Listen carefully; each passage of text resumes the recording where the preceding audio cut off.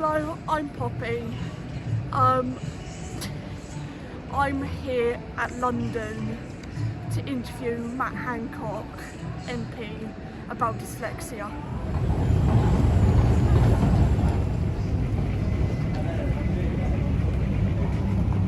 Delays on the Piccadilly line. Route service on London Underground.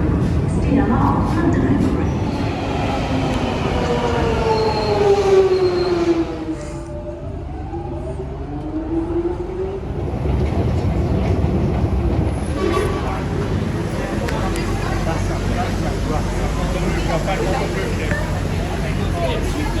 Soi-disant il fait pas beau à Londres. Oh le cliché.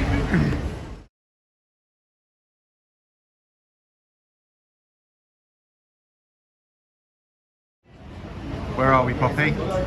We're at the Portcullis house. Portcullis House. Yeah, where we're finally going to go and see Matt. Yeah. Gordon just emailed to say good luck. Okay. So that's good.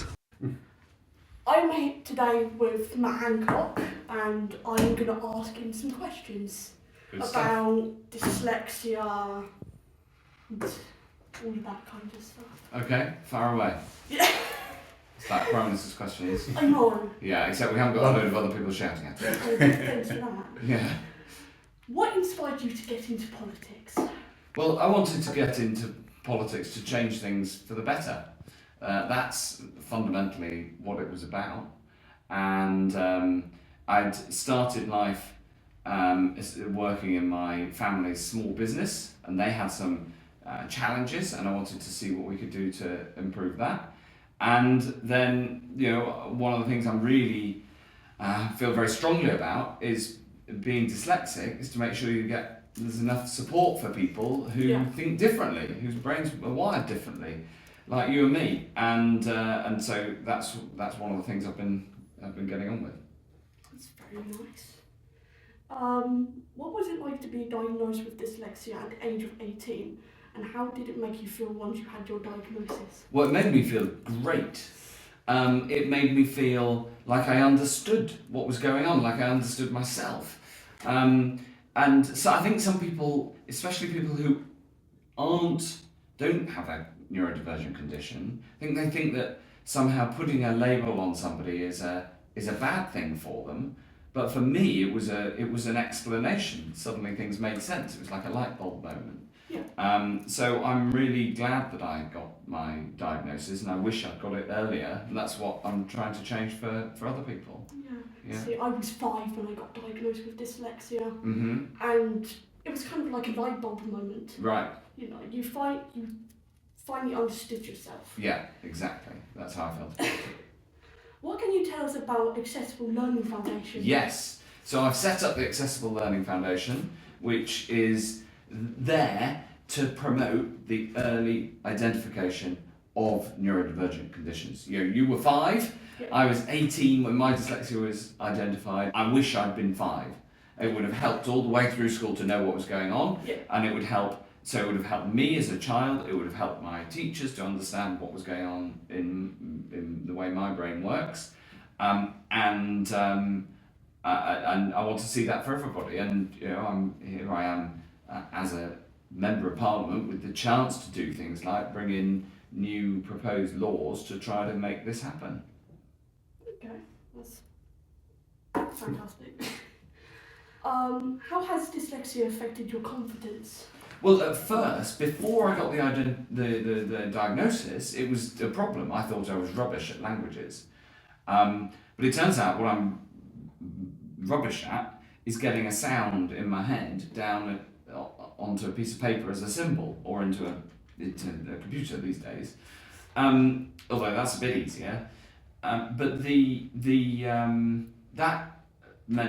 that affected my confidence. Now, I'm lucky that I'm stronger at maths in my case, and so it wasn't like lots of people say to me, I was made to feel stupid, and that I didn't have that because of my maths. I just felt I was rubbish at languages, and then once you get that explanation that there's a neurological issue, then that falls away.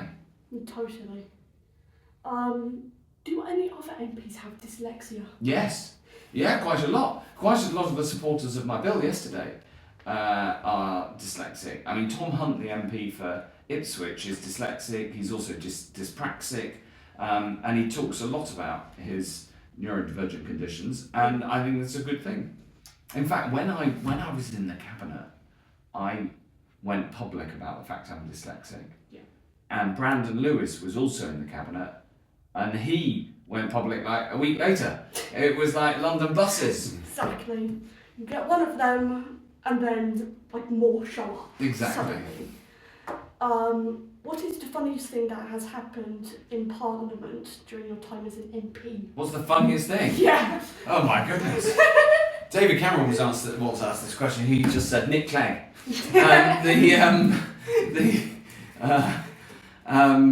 What's the funniest thing? Oh, there's so many. There's lots of jokes. I mean, there were good jokes yesterday at Prime Minister's questions. I'm not sure if it was the most funny, but it was definitely the most recent when the Deputy Prime Minister said to Angela Rayner, who's got this issue with her, whether she lived in the house that she said she lived in. He said, "I'm glad that we've been here answering questions 5 times in the last year. Come any more times and you'll be declaring it as your primary residence." So I thought that was quite good. Yeah, that's quite funny. Yeah. I'm doing my Duke of Edinburgh Silver Awards. But what was it like getting frostbite in the North Parliament? Oh yeah. Well, look, that's me. There I am. That's it was terrible. It was really painful. And my finger still cracks. Yeah, because I got frostbite all down this finger. Yeah, it was very painful. It went numb, and so it didn't hurt. And then when it defrosted, all the cells pop. Oh. Because the ice is bigger than the water and your cells, and so it was a bit like holding a cigarette lighter under your finger. Yeah, it was really painful. That sounds excruciating. Yeah, I'd not recommend it.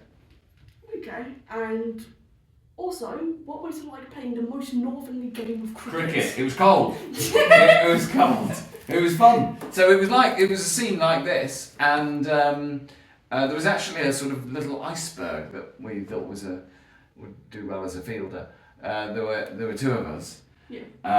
And I'm really glad that I got the other guy, who's also called Matt. I got him out quickly so that we could get our gloves back on and warm up. Phones are going to be banned in schools, but we use our phones all the time to help with accessibility. How can we still ensure that young people with extra needs get the support they require? Okay, so in the implementation of that policy, it's really important that mitigations are taken into account. I'm sure that the DfE are going to do that. Maybe I should ask them a question. Should I put down a question in Parliament to check that there's mitigations going to be, that it won't be an absolute ban? I totally get the principle of what they're trying to do to make sure there's fewer distractions. We all know that phones can be very distracting, but where they are used actively for learning and especially where they're a mitigation for a special need, then that needs to be taken into account. Okay, I'm going to table some questions in Parliament to check that that's going to happen, and I will let you know what the answer is. Thank you. Where am I? So I've lost my place. No problem. What is one message you would like to leave for younger generations who are thinking of going into politics? Oh, I'd say go for it. Politics is done by the people who show up. You've got to be a self-starter, and it's extraordinary, and you end up doing extraordinary things. So I would recommend it.